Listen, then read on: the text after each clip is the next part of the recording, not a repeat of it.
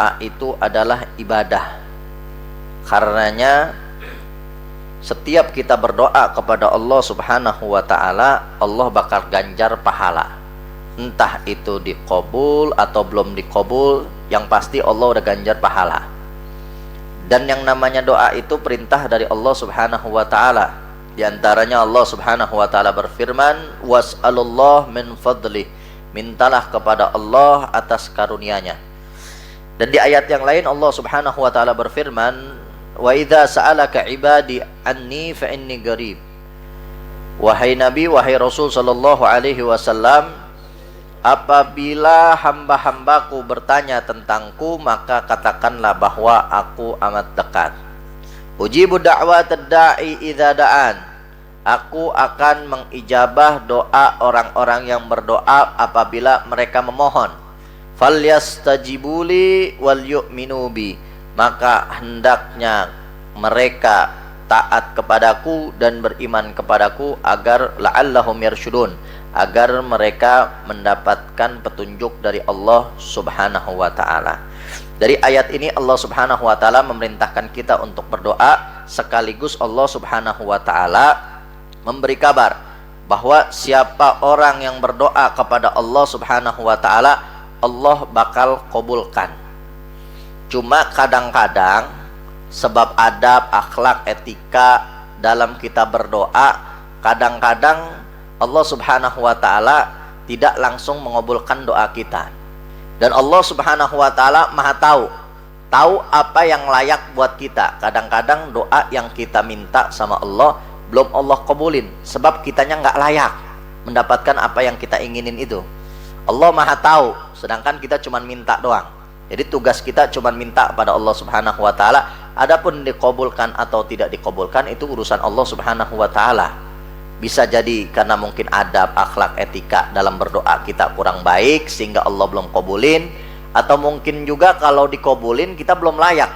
Kita minta sama Allah, ya Allah, saya pengen jadi orang kaya, hidup nyaman, hidup enak.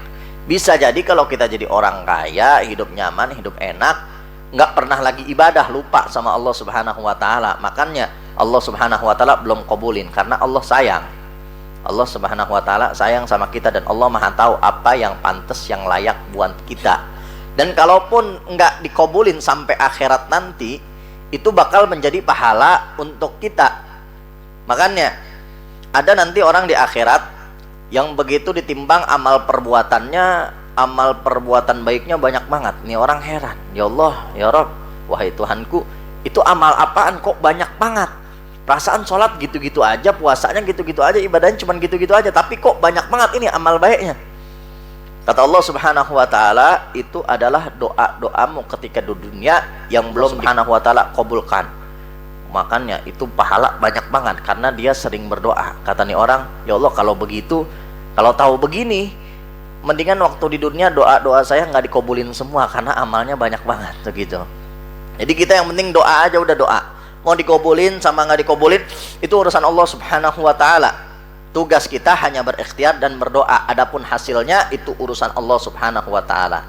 Bagaimana guru kami mengatakan, Abu Ya'la Habib Zain bin Hasan Baharun, beliau bilang, lana tafkir wa tashmir, wallah bitakdir wa tadbir.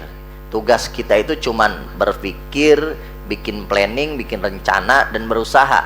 Adapun hasilnya dikabulin atau enggak itu urusan Allah Subhanahu wa ta'ala. Kewajiban kita hanya berikhtiar dan berdoa. Jangan sampai kita putus doa, sebab doa itu tanda status kita sebagai hamba di hadapan Allah Subhanahu wa ta'ala.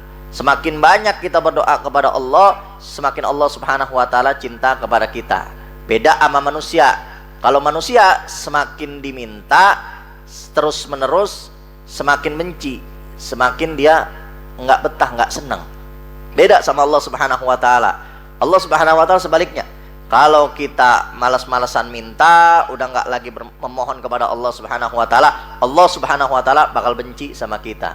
Makanya Sayyidina Umar ibn al-Khattab radhiyallahu anhu, beliau pernah berkata yang maknanya kurang lebih begini, saya itu nggak khawatir kalau doa-doa saya nggak dikabulin, tapi yang saya khawatirkan kalau saya udah males-malesan doa sama Allah Subhanahu wa ta'ala. Sebab doanya kita dikabulin atau enggak, bakal diganjar pahala oleh Allah Subhanahu wa ta'ala. Jadi kita banyak-banyak berdoa dalam keadaan apapun, dalam keadaan sulit, dalam keadaan susah, begitu juga dalam keadaan senang, dalam keadaan bergembira. Jangan pernah putus doa.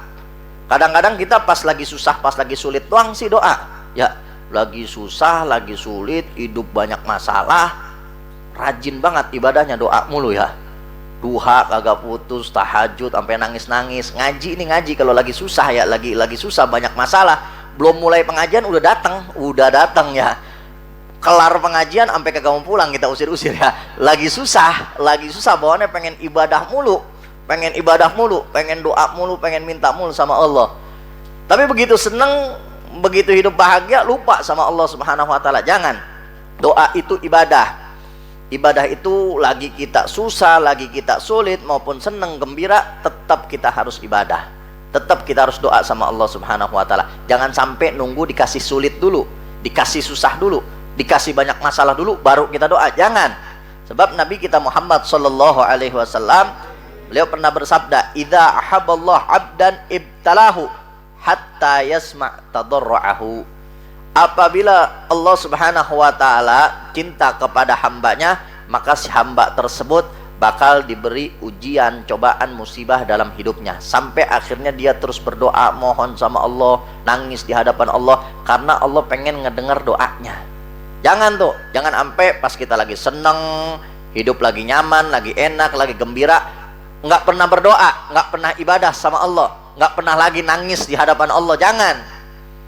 Akhirnya Allah kasih sulit, Allah kasih hidup susah, Allah Subhanahu wa ta'ala kasih berbagai macam masalah, baru akhirnya kita doa. Jangan. Tapi banyakin doa dalam keadaan apapun, susah, senang, gembira, bahagia, terus doa kepada Allah Subhanahu wa ta'ala.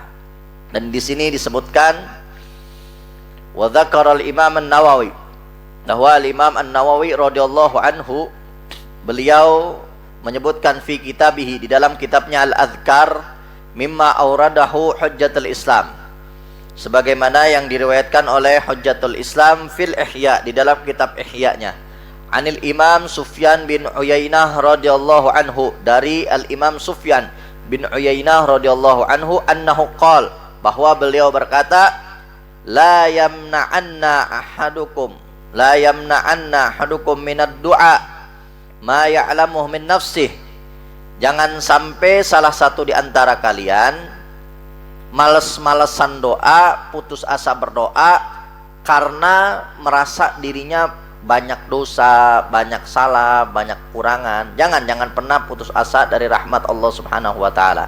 Fa innallaha ajaba syarrul makhluqin iblis.